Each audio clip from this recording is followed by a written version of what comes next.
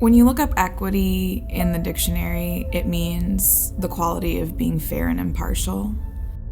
And when I think about systems that currently exist, I don't think that they were created with fairness and impartiality in mind. Equity is the key for the direction that we have to go, no matter what we choose to do, in order to ensure that we're impactful, in order to ensure that we're successful. If we don't ensure that it's equitable, then it just can't be that successful.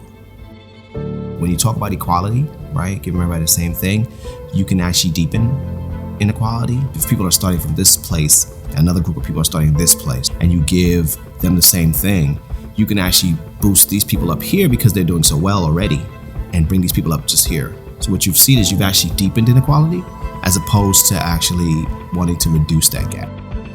I think there's this standard that we've mastered equity, we've mastered equality, like it's all good. And I think it's obvious that that's not true. DC is a place where there's tons of wealth, but there's also so much poverty. I moved here as a young college student. I was starry-eyed at the possibility of living and being successful in this area.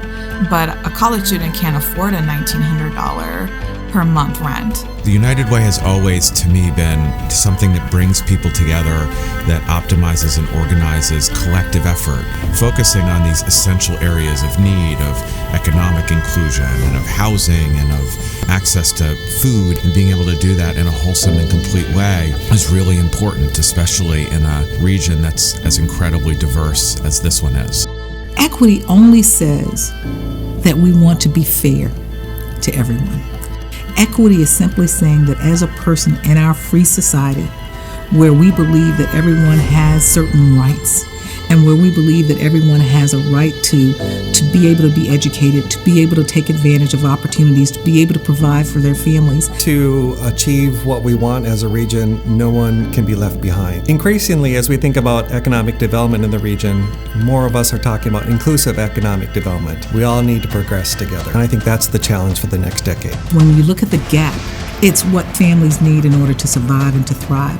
Whether or not our children have the access to education, whether or not they're equipped and ready to learn. There's a lot of opportunity for that growth, for amplifying the voices of people in the DMV area. If we all care, then that means we can all do something. We have an opportunity to show the rest of our country what equity can look like. Community loses genius. The community loses individuals with promise. The community loses a lot when inequity is allowed to exist.